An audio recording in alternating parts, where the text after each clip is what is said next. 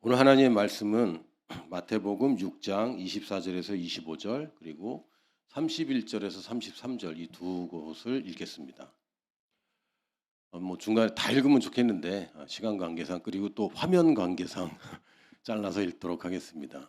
먼저 24절부터 25절 같이 읽겠습니다. 한 사람이 두 주인을 섬기지 못할 것이니 혹 이를 미워하고 저를 사랑하거나 혹 이를 중히 여기고 저를 경히 여김이라. 너희가 하나님과 재물을 겸하여 섬기지 못하느니라.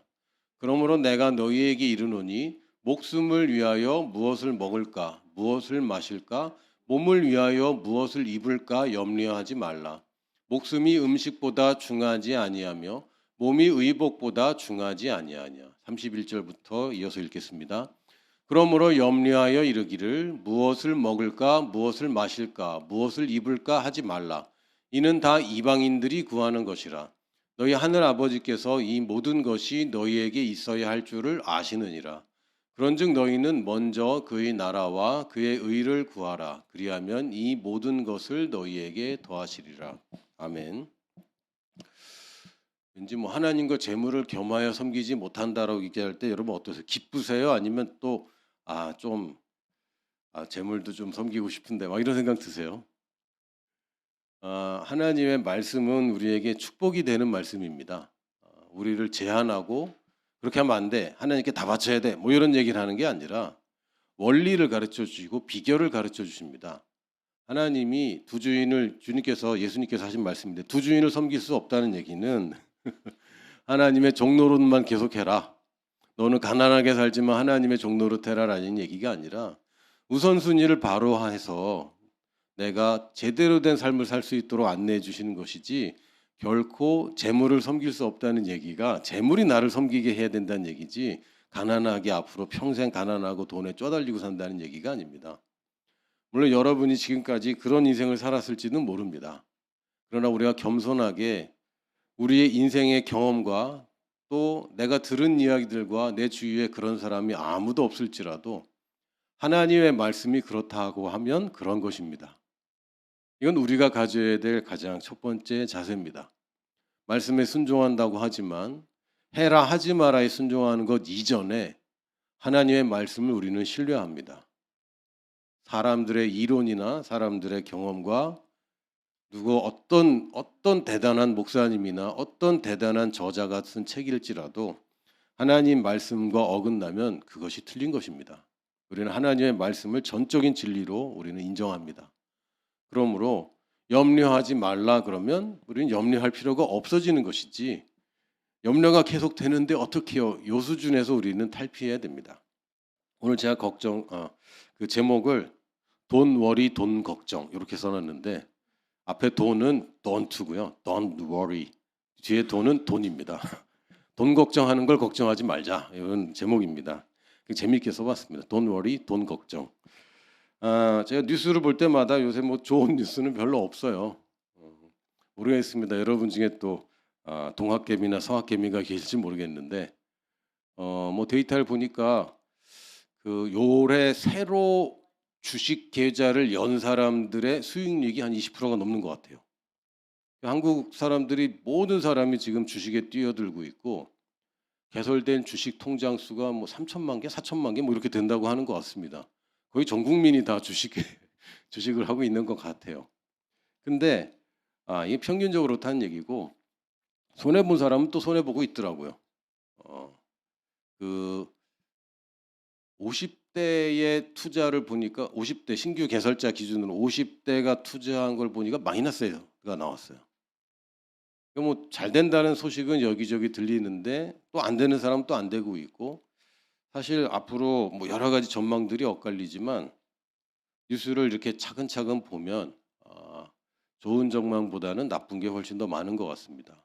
특히 지금 한국뿐만 아니라 미국이나 중국까지 그 부채 문제가 아주 심각한 것 같습니다. 저는 뭐 경제학자도 아니고 그 전공한 사람은 아니지만 저 같은 공대 출신이 봐도 이거 좀 심각하다. 부채가 너무 많이 늘었다. 그리고 지금 뭐 신규 채용이 참 힘든 그런 시기인 것 같습니다. 그래서 일자리는 점점 없어지는 것 같고 부채는 너무 높아졌고 앞으로 한국 같은 경우에 지금 출산율이 0.7 뭐 이런 대로 떨어졌더라고요. 이거는 뭐 민족 하나가 소멸될 위기 아닙니까? 뭐 안 좋은 소리만 계속하고 있습니다. 그런 와중에 저도 뉴스를 묵상하고 뉴스를 들으니까 실제로 돈 걱정이 됩니다. 돈 걱정이 자꾸 들어와요. 다른 걱정 뭐 여러 가지 있습니다. 뭐 혈압도 걱정이고 체중도 걱정이고 자녀 문제도 걱정이고 뭐 여러 학업도 또 앞으로 진학도 이런 별의별 걱정이 다 있지만 그 중에서 가장 심각한 것 중에 하나가 돈 걱정인 것 같습니다. 왜 취업 문제가 심각합니까? 나중에 결국 돈을 벌어야 되기 때문에 세상의 가치를 우리가 숫자로 환산한 것을 돈이라고 부르는데 그러므로 돈이라는 것은 그냥 돈만 얘기하는 것이 아니라 이 세상의 시스템 전반적인 것을 상징합니다. 그래서 돈을 한 사람이 두 주인을 섬기지 못하나니라고 얘기하셨고 하나님과 재물을 겸하여 섬기지 못한다로 얘기할 때 재물은 그냥 눈에 보이는 금은 보화나 혹은 그 현물 화폐나 혹은 계좌에 찍혀 있는 내 액수만 얘기하는 것이 아니라 이 세상 시스템, 이 세상의 상업 시스템, 이 세상의 가치 시스템 전체를 이야기하는 것입니다. 성경에서는 이 모든 우리가 이 땅에서 누리는 것들이 내 혼에 달려 있다고 얘기합니다.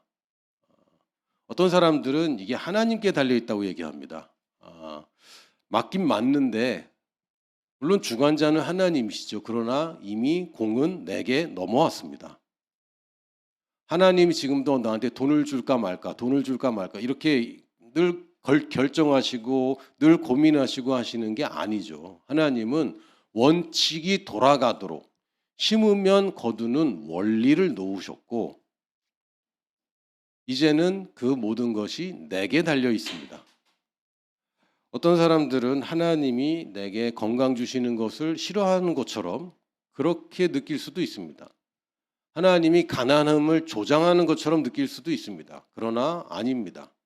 성경은 분명하게 내가 사랑하는 자여 내 영혼이 잘됨 같이 내가 범사에 잘되고 범사에 잘되라고 번역을 했는데 사실 이건 번영에 관한 이야기입니다. prosperity입니다.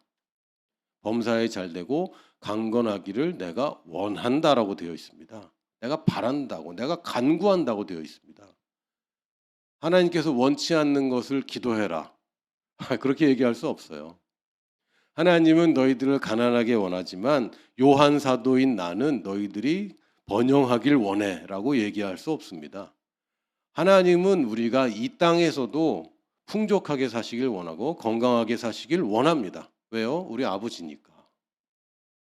어느 아버지가 자식이 떡을 달라 그러는데 돌덩이를 주고 어느 아버지가 생선을 달라는데 뱀을 줄 아버지가 어디 있습니까? 그런 아버지는 좋은 아버지가 아니고 인간의 아버지도 그런 아버지는 참 드뭅니다. 하나님이 우리 아버지가 맞다면 이 땅에서 우리가 잘 되는 것을 기뻐하십니다. 단지 우리가 생각하는 잘 되는 것과 하나님 생각하는 더 잘 되는 것이 다를 뿐이에요. 최고의 부르심에는 뭔가 우리가 이 땅에서도 대가를 치를 때가 분명히 있습니다. 대표적인 예가 요셉인데요. 요셉이 만약에 하는 일마다 잘 돼서 실제로 자기가 계획했던 대로 잘 돼서 형들한테도 미움을 더 이상 받지 않고 아버지한테도 사랑받고 그랬다면 요셉은 그 70인 가족 중에 좋은 아들로 자라서 나중에 대기근이 들었을 때에 그냥 다 이집트로 팔려갔을지도 모릅니다. 요셉이 만약에 꿈을 이야기하지 않고 그 꿈을 무시하고 살았더라도 하나님은 이스라엘 사람들을 이집트로 보내서 보호했을 겁니다. 왜요? 이건 아브라함에게 이미 예언한 얘기입니다. 이 자손들이 이집트에 갔다 올 거라고 아브라함에게 분명히 말씀해 주셨습니다. 요셉 한 사람의 선택이 아니라 결국은 하나님은 그렇게 하실 겁니다. 그러나 요셉은 노예로 팔리고 또 모함받아서 죄인이 되었지만 결국은 하나님께서는 가장 좋은 것을 주길 원하셨는데 요셉이 총리까지 엘리베이터 승진을 했죠. 낙하산이 아니라 이건 올라가는 승진이었어요. 요셉이 공부를 열심히 한다고 애굽의 총리가 될 수 있었겠습니까? 애굽 사람도 아니고 이방인인데 귀족 사회에서 왕족 사회에서 요셉이 그렇게 될 수 없습니다. 하나님께서는 최단 거리로 요셉을 가장 젊은 총리로 삼으시기 위해서 계획을 하셨는데 그러기 위해서 고초를 좀 당했습니다. 그리고 요셉을 통해서 야곱의 모든 온 가족이 큰 혜택을 누렸습니다. 노예로 팔려간 게 아니라 총리의 가족으로 대접받고 살았습니다. 한 사람의 고통이 있었지만 사실은 더 많은 사람들의 혜택을 누렸죠. 하나님은 그걸 원하십니다. 그리고 그것 또한 우리에게 좋습니다. 단기적으로 우리가 싫어하는 일들을 하나님께서 인도하실 수도 있습니다. 단기적으로. 우리 인생 가운데 어떤 특정한 기간 가운데 하나님이 원망스러울 때도 있습니다. 그럴 수 있습니다. 그러나 하나님은 선하십니다. 아멘. 하나님은 선하시고 절대로 믿음직한 분입니다. 저도 사람들한테 많이 속아왔습니다. 심지어는 부모님께 배신당했다고 느낀 적도 있습니다. 지금은 다 이해합니다. 어쩔 수 없었다. 어쩌다 보니 그렇게 됐지. 아버지 어머니도 한계가 있고 어쩔 수 없다. 그러나 하나님만큼은 내가 하나님 왜 이런 일이 나한테 닥치는 걸 그냥 두세요라고 원망스러웠던 모든 것들이 합력하여 선을 이룬 것을 제가 경험했습니다. 지금은 안 보입니다. 그러나 하나님이 선하시고 하나님의 약속은 변함이 없습니다. 우리의 형통과 건강은 우리 혼에 달려 있습니다. 하나님께 달려 있는 일이 아닙니다. 하나님은 이미 말씀하셨고 이 말씀을 믿음으로 취하면 내 인생에 벌어지는 것이고 이 말씀을 무시하고 그것을 오해하고 혹은 알지 못한다면 내게 그 약속이 이루어지지 않을 것입니다. 성경은 우리 영혼에 달려 있다고 이야기하고 있는데 성경에서는 가끔 이렇게 헷갈리게 번역된 게 참 아쉽습니다. 혼이라고 번역해야 맞습니다. 영혼 그러면 영과 혼을 합쳐서 얘기하기 때문에 헷갈리는데 성경의 이 단어는 정확하게 혼을 얘기하고 있습니다. 내 혼이 잘됨 같이 내가 범사에 잘되고 강건해지는 것입니다. 단지 문제는 어디 있습니까? 하나님이 나를 축복 안 해줘서 있는 것이 아니고 하나님이 나한테 이런 것들을 나의 시련을 주셔서 이런 일들이 생기는 게 아니라 단지 내가 두 주인을 섬기고 있기 때문입니다. 문제는 나의 혼에 있습니다. 내가 하나님을 섬긴다고 하지만 하나님을 안 섬기는 건 아닙니다. 다른 주인을 또 섬기고 있기 때문이죠. 그 중에 가장 강력한 주인이 누굽니까? 돈입니다. 돈을 사랑함이 일만 악의 뿌리가 되나니. 잠깐만요. 여기 정확하게 한 가지만 짚고 넘어가겠습니다. 돈이 일만 악의 뿌리라고 얘기하지 않습니다. 돈은 선하지도 않고 악하지도 않습니다. 그냥 물질일 뿐입니다. 칼이 악한 것입니까? 아니면 필요한 것입니까? 누구에게는 필요한 것이고 누구에게는 악한 것입니다. 똑같습니다.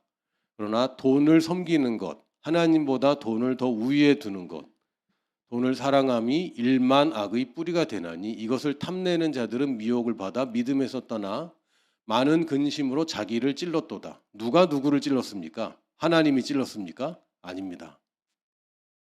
돈을 사랑하는 자는 믿음을 떠나게 되어 있습니다.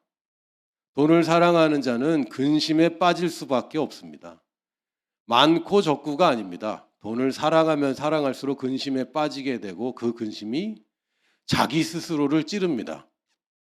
누가 하는 얘기입니까? 주어가 누굽니까? 자기 자신입니다. 하나님이 나를 찔러주는 게 아니라 하나님이 나한테 가시를 주는 것이 아니라 내가 나를 찌르게 됩니다. 뭘로요? 근심으로. 왜? 돈을 사랑하기 때문에. 저는 짝사랑에 대해서는 전문가입니다. 많이 해봤기 때문에. 사실은 어쩌면 지금도 하고 있는지 모르겠습니다. 짝사랑 어떻습니까? 아픔이 있죠. 해본 사람들은 압니다. 아픔이 없다고요? 짝사랑이 아름답다고? 사랑한 게 아닐지도 몰라요. 짝사랑은 무조건 힘듭니다. 무조건 어렵고 아픕니다. 왜요? 근심이 나를 찌르죠. 왜요? 일방적이기 때문에. 돈은 여러분을 사랑하지 않습니다. 미안하지만 돈은 여러분을 사랑하지 않습니다. 돈은 누구를 사랑하는 존재가 아닙니다. 그러므로 돈을 사랑하는 것은 무조건 100% 짝사랑입니다. 그 결과가 안 좋을 수밖에 없어요. 그 엄한 거 사랑하다가 진짜 나를 사랑하시고 내가 사랑해야 될 그분을 떠나게 되고 그 믿음에서 떠나게 되고 그 근심이 내가 나를 찌르고 있는 상황이 되어버립니다. 다시 한번 말씀드리면 이건 많고 적음의 문제가 아닙니다. 하나님이 여러분에게 가난을 주시지 않습니다. 하나님이 그걸 줄 이유가 없습니다. 예수님께서 가난케 되신 이유는 우리로 하여금 부욕해 하려 하심이라고 분명히 성경에 기록되어 있습니다. 근데 내가 가난해지는 이유가 있습니다. 뭐죠? 두 주인을 섬기기 때문에 그래요. 돈은 배신하기 때문에. 돈은 믿을 만하지 않고 나를 사랑해 주지 않기 때문입니다. 세상에서는 많은 이론들이 있습니다. 세상에서 어떻게 하면 돈을 번다, 어떻게 하면 건강하다, 어떻게 하면 풍족하게 산다, 별의별 이론들이 있습니다. 제가 들어있는 어떤 단톡방에 어떤 분이 동영상을 올리셔서 자기 동영상이 아니라 또 유튜브에 있는 동영상을 올려주셨는데 제가 보다가 그냥 안 봤습니다. 여러분들이 유튜브 많이 보시는 분도 있고 적게 보시는 분도 있는데 일단 유튜브의 특징은 믿을 수는 없다. 이게 한계입니다. 믿을 만한 근거를 제시할 수가 없어요. 그 플랫폼의 한계상 이 뉴스들은 뉴스들인데 이것이 진위를 가릴 수 없는 뉴스들만 잔뜩 있습니다. 그걸 검증할 수 있는 그 기관도 없고 그것을 나중에 처벌할 수 있는 기준도 없어요. 그렇기 때문에 이제 문제가 되죠. 거기서 이번 코로나를 이기는 약에 대해서 막 이렇게 설명을 하더라고요. 뭘 이렇게 다려 마시고 뭐 이렇게 얘기를 하는데 그랬으면 참 좋겠다라는 생각이 들었고 그 다음날 뉴스를 봤더니 그 동영상 허구라고 막 이런 또 한의사들이 또 막 올린 얘기가 또 뜨고 막 이런 걸 봤습니다. 세상에 별의별 이론들이 있는데요. 이론들은 특징이 있습니다. 첫 번째, 그럴듯합니다. 그리고 유튜브 이렇게 보다 보시면 어느 순간에 빠져들어요. 이거를 굉장히 멀리서 봐야 되고요. 언제 어디서 거짓이 있는지 모릅니다. 이런 말이 있어요. 누구를 속이고 싶다면 진리를 한 2개 말하고 거짓은 하나만 얘기해라. 그러면 사람들이 속는다고 얘기합니다. 거짓을 말하려면 진리 속에 슬쩍 집어넣으면 사람들이 속습니다. 이 맥락이 가끔 연결이 안 되는 부분들이 있어요. 이거를 넉넉히 보다가는 그럴듯해집니다. 왜요? 사람의 이론은 늘 조건적입니다. 조건이 돼야지 이 이론이 성립됩니다. 조건이 없으면 이론도 없어요. 늘 조건적입니다. 그리고 변수에 대해서는 그 이론이 무용지물입니다. 변수가 생기면 무용지물이에요. 여러분 어떤 수 더하기 어떤 수 하면 늘어납니까? 줄어듭니까? 늘어난다고 얘기하잖아요. 근데 음수라면? 조건이 달라졌어요. 변수가 생기면 줄어듭니다. 마이너스를 계속 더하면 더해지지 않아요. 늘 이론은 조건적이고 변수에 약합니다. 상황이 바뀌면 이론이 의미가 없어요. 그래서 뭐 주식이 오른다는 사람 얘기 들으면 그럴듯해요. 막 앞으로도 계속 오를 거야. 이론적으로 훌륭합니다. 근데 어떤 변수 하나 딱 터지면 그게 다 무용지물이 돼요. 주식이 앞으로 폭락할 이건 다 거품이야 라는 얘기도 들어보면 와 그렇습니다. 근데 변수가 생기면 그게 또 무용지물이에요. 한국의 부동산이 거품이고 폭락할 거란 얘기는 벌써 몇 년째 듣고 있는지 모르겠습니다. 근데 다른 변수들이 계속 올리고 있는 거죠. 모릅니다. 또 내년에 어떻게 될지. 오르는 이유들이 막 있지만 또 다른 변수가 생기면 아무것도 아닌 거예요. 그 바이러스 하나 때문에 요 작은 변수 하나가 지금 전 세계를 뒤집어 놨습니다. 이건 사람의 이론으로는 이걸 대처할 수가 없습니다. 우리가 붙잡아야 되는 것은 이렇게 혼란스럽고 어려운 시기일수록 이론들이 아니라 진리를 붙잡아야 됩니다. 진리는 사람과 상관없고 시대와 상관없고 또는 지역과도 전혀 상관이 없습니다. 이게 진리입니다. 하나님 말씀이 진리라고 그랬는데 그렇다고 진리를 그냥 진리 우리는 진리를 사랑해 진리를 알아 이 정도로 우리가 자유케 되는 것은 아닙니다. 너희가 하나님 말씀에 거하고 첫 번째가 말씀에 거하는 것입니다. 말씀을 그냥 읽고 알고 저거 아는 얘기야. 저거 읽었던 구절이야.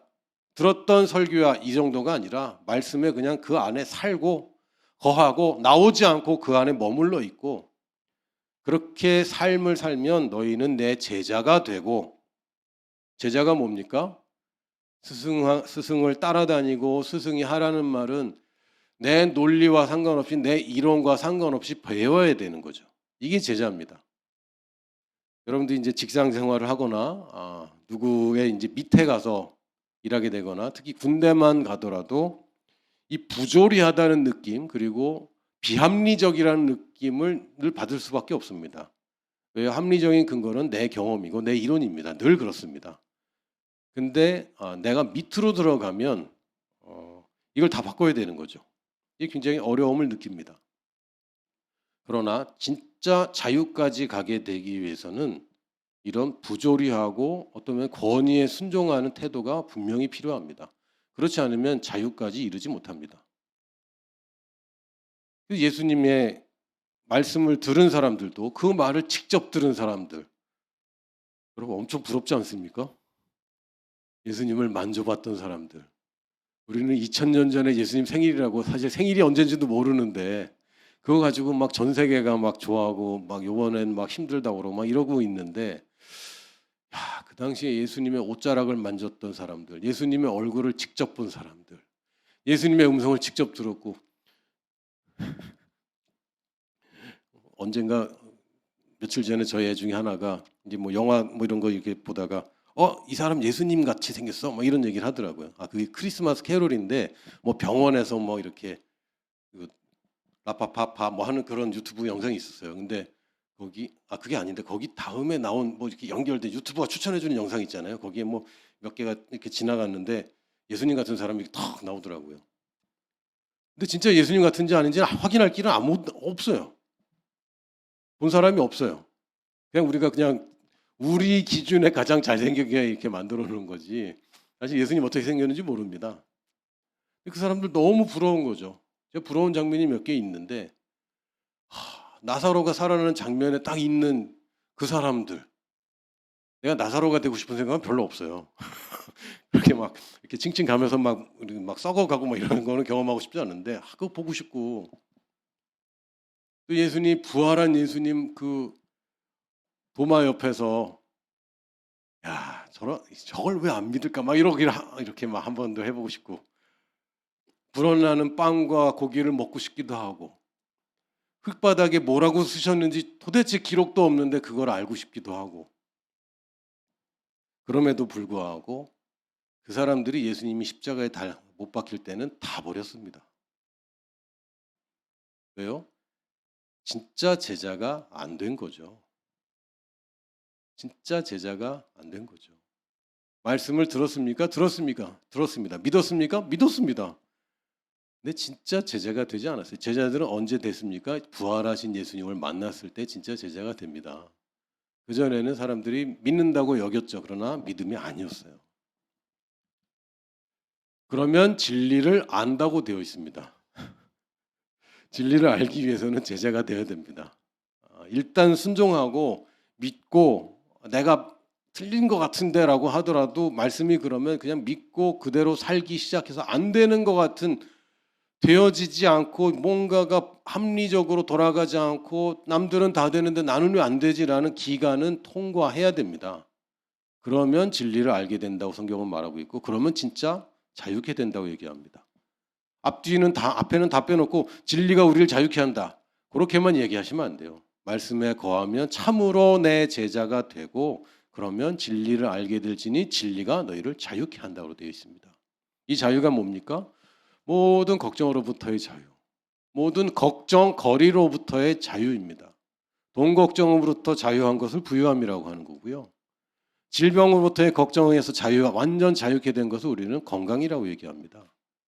인간관계에서 자유케 되는 것입니다. 누가 나를 미워해도 문제가 없고 누가 나를 시기하고 질투하고 거짓말을 퍼뜨려도 아무 문제가 없고 이것이 진정한 자유입니다. 돈으로부터 자유한 것. 이게 진짜 우리가 추구하는 것이고 그 결과는 빈곤함에도 비천함에도 처할 수 있게 되고 부함에도 처할 수 있게 되는 것입니다. 이게 우리의 진정한 자유입니다. 우리가 돈 걱정 때문에 비천에 처할 수 없다면 비천한 사람들을 우리가 어디 가서 만나고 그 사람들에게 어떻게 복음을 전하겠습니까? 영구적으로 여러분이 비천해지라는 얘기가 아닙니다. 그러나 우리는 내려갈 수도 있어야 됩니다. 우리가 부유함에 처할 수 없다면 이 땅에 돈 많은 사람들은 누가 가서 복음을 전하고 누가 가서 밥을 같이 먹고 친구가 되어주겠습니까? 부유함에도 처할 수 있어야 됩니다. 예수님이 만나던 사람들은 가난한 창녀부터 부자인 세리까지 모든 사람에게 예수님은 자유하셨습니다. 아주 심각한 죄인들도 심각한 매국노 친일파도 예수님은 자유하셨습니다. 아주 거리낌이 없으셨어요. 이게 자유입니다. 그러면 우리가 혼이 문제라고 그랬는데 우리 영은 문제가 없어요. 거듭난 영은 문제가 전혀 없습니다. 우리 육체는 늘 문제입니다. 이건 길들여지지 않아요. 먹고 나면 또 먹고 싶고 자고 나면 더 자고 싶어요. 이건 끝이 없습니다. 요 둘 사이에 우리가 혼의 어떤 것을 취하느냐가 사실은 우리의 형통함을, 건강을 결정하게 되는데 성경에서는 육신의 생각과 영의 생각이 싸운다고 되어 있습니다. 제가 이제 여기 개싸움이라고 표현을 해놨는데 이건 제가 들은 예화입니다. 제가 만든 예화는 아닙니다. 근데 굉장히 저한테 강력하게 자리 잡아서 아주 쉽게 얘기가 됐어요. 흰 개하고 검은 개하고 싸우면 어떤 개가 이깁니까?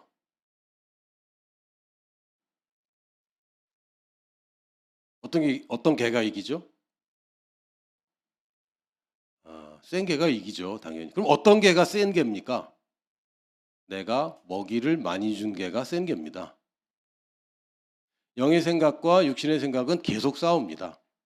어떤 생각이 이깁니까? 내가 많이 먹인 생각이 이깁니다. 영이 육신을 압도할 수 있습니다. 그러나 먹이지 않으면 굶은 호랑이는 개한테도 질 수 있습니다. 우리 영은 굉장히 강력합니다. 왜요? 모든 천지를 만드신 하나님의 영이 우리 안에 들어왔기 때문에. 이것만큼 강력한 것은 이 세상에 없습니다. 모든 만물이 영에서 비롯된 것이지 물질적인 것과 영적인 것이 동시에 있던 것이 아닙니다. 영적인 것이 먼저이고 그 다음에 물질의 모든 원리들은 영의 원리에서 파생된 것입니다. 그러므로 인간의 영만큼 이 지구상에 인간의 영만큼 강력한 것이 없습니다. 그런데 우리는 왜 지고 있습니까? 대부분의 시간을 우리는 육신을 먹이고 있기 때문입니다. 영을 먹이지 않는다면 우리 영은 이 거대하고 강건한 능력을 가지고 있음에도 불구하고 늘 질 수밖에 없습니다. 육신의 생각과 영의 생각은 계속 싸우기 때문에 우리가 그것을 거저 얻는 것은 아닙니다. 우리는 영을 먹이고 영적인 것을 계속 추구해서 결국 우리는 강하게 만들어야 되고 그리고 싸워야 됩니다. 우리가 이 싸움을 거절해서는 안 됩니다. 돈 많으면 우리는 타락하기 쉬워요. 이건 싸움을 피하는 거죠. 이건 피하고 있는 것입니다.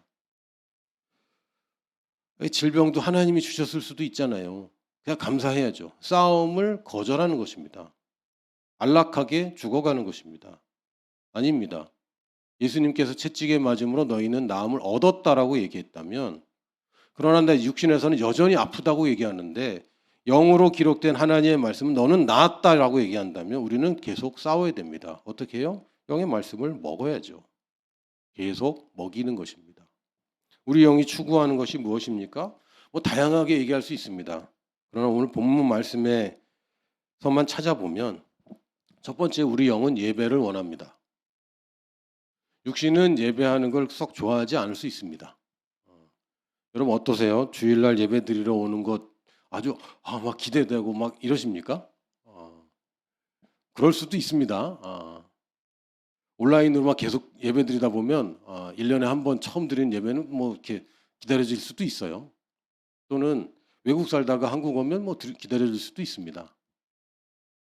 그러나 육신은 예배 드리는 거 좋아하지는 않습니다. 육신 자체는 별로 좋아하지는 않습니다. 예배는 단지 그냥 우리가 주일 예배를 얘기하는 것이 아니라 예배를 영어로 우리가 서비스라고 하는데 이것은 주인을 섬긴다는 얘기입니다. 예배는 주일 예배 참석해서 설교 듣고 찬송하고 헌금하고 기도하고 이런 순서를 예배라고 하는 것이 아니라 우리는 하나님의 임재 가운데 있는 것을 예배라고 하는 것이고, 그 임재는 다시 얘기하면 하나님을 섬기는 그 자리에 있는 것입니다. 이것이 예배입니다. 하나님께 도움을 받는 자리에 있는 것이 아니라 하나님을 섬기는 자리에 있는 것이 우리의 예배입니다. 여러분, 하나님의 임재를 느끼십니까? 우리 예배 올 때마다 하나님의 임재를 느끼면 막 저릿저릿해. 저 그런 거 참 부러웠어요. 찬양하고 나면 막 이렇다고 그러고 이제 부러웠는데, 저도 그래서 손을 높이 들고 계속 찬양했더니 손이 저릿저릿하더라고요. 높이 들면 피가 안 통해서 이렇게 저릿저릿해집니다. 그런 육체적인 게 아닙니다. 그러나 내가 온 관심을 그분께 쏟고 있는 걸 임재라고 합니다. 여러분, 같이 있으면서도 임재가 없을 수도 있습니다. 실제로 예수님이 육체적으로 여기 계셔도 임재 가운데 있지 않을 수 있습니다. 저희 집에 자녀가 넷이 있습니다. 누구라고는 얘기하지 않겠습니다. 왜냐하면 본인들이 있기 때문에. 한 자녀는 계속 심심해 그럽니다. 10초 간격으로 아빠 심심해 뭘 해야 돼요. 쎄쎄쎄를 하든지 아니면 끝말잇기를 하든지 뭔가를 계속 해야 됩니다. 이게 우리 딸의 얘기하면 안 되는데 누군지는 그 아이의 임재입니다. 무시할 수 있어요. 그러나 무시할 수 없죠. 계속. 또 하나 아이는 계속 얘기를 합니다. 계속 쉬지 않고 얘기를 하고, 아빠는 이제 운전에 집중해야 되니까 그만 말 시켜 그랬더니 숫자를 세기 시작합니다. 하나, 둘, 셋. 뭔가 계속 말을 해야 돼요. 이게 그 사람의 임재입니다. 또 어떤 친구는 굉장히 추상적이고 심오한 얘기를 한 친구도 있고요. 어떤 사람은 아무 대화 없이 있다가 걸그룹 얘기만 나오면 대화가 활성화되죠. 이 임재입니다. 그 임재 가운데 있다는 건요, 내가 그 사람한테 맞추는 겁니다. 아빠 이거 해야 되니까 이제 그만 얘기해. 이건 임재에서 나와버리는 거예요. 같은 공간에 있지만 그것은 임재에 들어가 있는 게 아닙니다. 이 아이가 좋아하는 얘기를 해주는 거예요. 이 아이가 관심 있는 것을 대화로 내가 끄집어내고 이 아이의 존재를 내가 인정하는 것이고 섬기는 것입니다. 이게 임재이고 이게 예배입니다. 예배는 여러분이 육신이 예배를 드릴 수는 없어요. 육신은 예배의 대상이 아닙니다. 육신은 재물일 뿐이죠. 우리 영으로 예배드립니다. 영과 진리로 예배드립니다. 그럴 때 우리는 영이신 하나님과 진리인 말씀에 우리가 집중하는 것이고, 그분의 관심사에 집중하는 것이고, 그분이 무슨 얘기를 하나 집중하는 것을 우리가 예배라고 합니다. 근데 내 영은 이걸 너무 좋아해요. 물고기가 물을 좋아하듯이. 떨어지면 죽는 거죠. 그렇게 좋아합니다. 젖된 아이가 엄마 품에 안기는 걸 좋아하듯이. 젖된 아이는 젖 먹으러 엄마 품에 안기는 거 아니죠. 젖된 아이가. 이 시편 기자가 참 굉장히 많이 생각하고 지은 것 같습니다. 그냥 대충 지은 것 같지는 않아요. 젖먹이 아기는 젖 먹으러 갑니다. 젖된 아이는 젖 먹으러 가는 거 아니에요. 엄마가 좋아서 가는 거지. 이게 우리입니다. 우리 영은 하나님을 너무 좋아해요. 두렵지 않아요. 두려워하거나 좀 눈 좀 감아줬으면 좋겠다 이러지 않습니다. 하나님을 너무 좋아하고 하나님 섬기는 것을 아주 기뻐합니다. 그리고 두 번째는 그의 나라를 구합니다. 이거는 우리 영이 좋아합니다. 먼저 그 나라를 구하라 그러면 벌써 막 스트레스 받잖아요. 지금 육신입니다. 내 육체가 스트레스 받는 거예요. 또 이거 포기하라는 얘기구나. 이거보다 하나님 먼저 섬기라는 얘기구나. 이 생각 다 육신의 생각입니다. 여러분 착각하지 마십시오. 여러분의 본질은 영입니다. 나는 거듭난 영입니다. 그러므로 먼저 그의 나라를 구하라고 하면 나는 기뻐요. 내 영은 기뻐합니다. 하나님 나라가 이 땅에 임하는 것은 기쁜 것입니다. 하나님의 통치가 완벽하게 임한 것은 기쁜 것입니다. 내가 좋아하는 것입니다. 하나님의 통치가 임하지 않고 말씀이 성취되지 않고 하나님의 권세를 사용하지 못할 때에 우리가 아주 슬픈 거죠. 하나님의 통치가 이 땅에 임하는 것은 우리에게 기쁨이죠. 그게 우리 무엇보다 최우선입니다. 그래서 그의 의가 드러나서 의의 열매가 맺히는 게 우리에게 기쁨입니다. 내 영은 생명을 낳는 것을 기뻐합니다. 나는 거룩한 삶, 의로운 삶을 사는 것을 나는 기뻐합니다. 그리고 나와 같은 누군가를 또 생산하는 것을 우리는 기뻐합니다. 이게 우리의 의의 열매입니다. 먼저 그의 나라와 그의 의를 구하라고 할 때 이 모든 것들이 따라오게 되는 비결을 얘기하는 것이지, 하나님이 다른 걸 다 버리면 내가 줄게가 아닙니다. 하나님은 지금도 사사건건 간섭하고 나한테 바쳤으니까 주지 이렇게 일하시는 분이 아니라 원리를 놓으셨고 그 원리대로 작동하는 법을 우리에게 가르쳐 주셨는데, 돈을 먼저 놓고 보면 돈은 너를 배신하고 너한테 상처 주고 너를 사랑하고 너를 섬기기 어렵다. 나를 섬기면, 나를 따라오면 돈이 너를 따라간다고 얘기해 주는 것입니다. 이거는, 이런 말씀을 들으면 야, 여기 비결이 있구나. 신난다. 뭐 어디 가서 주식 고수나 부동산 고수한테 배울 수 없는 이 심오한 진리를 배우는구나라고 기뻐해야 되는데 또 저 얘기구나. 결국 올 마지막 헌금하라는 얘기를 이제 대미를 장식하겠구나. 내년도에는 헌금 얘기 안 했으면, 이런 생각을 든다면 여러분들은 지금 육신의 생각이 지금 지배하고 있는 것입니다. 이것은 우리가 가져야 될 생각이 아닙니다. 하나님은 아십니다. 산타클로스만 다 알고 있는 것이 아니라 아버지가 알고 계십니다. 알고 계신대요. 뭘 알고 계십니까? 내게 있어야 할 모든 것을 알고 계신다고 했습니다. 이 말이 저한테는 굉장히 큰 위로가 됩니다. 사실은 갖고 싶은 거 있어야지만 나한테 필요한 것은 내가 잘 모를 때도 있어요. 그렇지 않습니까? 뭔가 준비는 해야 되겠는데 내게 있어야 될 게 뭔지 모를 때도 있습니다. 그럴 수 있습니다. 그러나 아버지는 내게 있어야 할 모든 것을 알고 계신다고 했습니다. 이 모든 것이 너희 하늘 아버지께서 이 모든 것이 너희에게 있어야 할 줄을 아시느니라. 하나님이 내 고상하고 막 심오하고 막 이런 그것만 아는 게 아니라 나의 필요를 알고 계십니다. 구하기 전에 이미 알고 계십니다. 나의 필요를 알고 계십니다. 다음 달에 카드값이 얼마인지 알고 계세요? 할렐루야. 내년도에 어떤 돈이 필요한지 알고 계시고요. 내게 어떤 위험이 닥칠 수도 있다는 것 하나님 다 알고 계십니다. 내가 몰라서 그러는 거죠. 내가 있어야 할 모든 것, 성경에서 모든 것 그랬으면 진짜 모든 것입니다. 아버지는 알고 계십니다. 그런 뭐 물질적이고 이 땅에서 필요한 내게 지금 사소한 것들뿐만 아니라 내 최고의 부르심을 하나님 아버지 알고 계십니다. 나는 잘 모를 수 있지만 만드신 분은 아십니다. 토기 자체는 잘 모를 수 있지만 그 토기 장인은 이 토기를 어디다 쓸 건지 목적은 분명합니다. 그냥 학교에서 미술 시간에 점토 주면서 만들어 보라니까 그냥 재미로 만든 거 아니잖아요. 재미로 만들었으면 이렇게 안 만들지, 하나님. 하나님이 그냥 감상만을 위해서 그냥 만들었으면 이렇게 만들진 않습니다. 더 예쁘게 만들었어야죠. 쓸모가 있습니다. 할렐루야. 최고의 부르심이 있어요. 아직 과정이 이해가 안 돼요. 아직. 토기를 만든다고 그랬는데 왜 뱀을 만들고 있어? 해보셨죠? 사력으로 이렇게 돌돌돌 쌓아갈 때 있잖아요. 아니 토기를 만드는데 왜 발로 밟고 있어?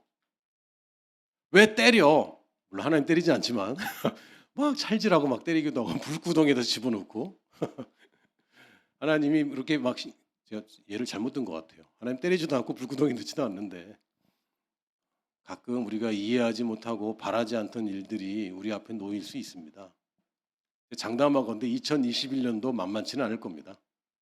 그런 일들이 계속 있을 겁니다. 없다고 얘기하면 그거 거짓말입니다. 있습니다. 그러나 그것이 나를 강하게 할 것이고 그것이 나를 아름답게 할 것이고 그것이 나를 빛나게 할 겁니다. 왜? 하나님은 나를 그냥 대충 어중간하게 쓰고 싶지 않아요. 최고로 쓰고 싶어요. 최고로. 그걸 하나님은 알고 계십니다. 내가 잘 모를 뿐이죠. 그래서 우리가 신뢰할 수 있어요. 그래서 우리는 지금 이 순간에 아버지는 알고 있지만 내가 잘 모르는 거 한 가지를 발견해야 되고 정해야 됩니다. 뭡니까? 나의 우선순위입니다. 하나님은 단계가 다 있고요. 저 길 가기 위해서는 이렇게 가야 되는 걸 다 알고 계십니다. 토기를 만들려면 일단 반죽을 해야 된다는 걸 알고 계세요. 나는 그게 싫죠. 육신의 생각은 그것을 싫어합니다. 그래서 자유하지 못합니다. 우리는 나의 우선순위를 정확하게 정해야 됩니다. 먼저 하나님만을 주인으로 섬기는 나는 그의 나라와 그의 의를 먼저 구합니다. 이게 우리의 우선순위입니다. 하나님 나라의 일에 더 관심을 가지십시오. 이게 우리의 우선순위입니다. 하나님 자체에 우선순위를 두십시오. 예배에 우선순위를 두십시오. 뭘 할까 이런 거 말고 하나님 아버지를 기뻐하기 시작하시고 하나님 자체를 사랑하기 시작하십시오. 하나님을 사랑하라는 것은 더 이상 우리에게 율법이 아닙니다. 우리의 본성이 되었습니다. 아들이 아버지를 사랑하는 거 당연한 것이고 딸이 어머니를 사랑하는 거 당연한 것입니다. 그러나 우리가 임재를 놓칠 수 있습니다. 왜요? 우선순위를 잘못하면 임재를 놓칩니다. 예수님과 같이 배에 있었던 사람들도 두려움에 빠져서 공포에 질렸습니다. 뭔가를 놓쳤죠. 예수님과 같이 있던 사람들도 두려워했습니다. 예수님 십자가에 돌아가시자 다 버렸습니다. 뭔가 놓쳤죠. 이론을 붙잡았습니다. 진리가 아니라. 진리를 붙잡았다면 그렇게 안 했을 것 같은데. 한계가 있습니다. 그분들에게는 거듭남이 없었습니다. 그러나 우리는 영으로 거듭난 사람들이고 이제 우리는 이 우선순위를 성경 말씀의 진리의 말씀에 제시하는 우선순위를 우리는 기쁨으로 받아들일 수 있고 믿을 수 있고 또한 선택할 수 있습니다. 할렐루야. 우리는 그런 사람입니다. 2021년 여러분 기대로 맞이하시기 바랍니다. 할렐루야.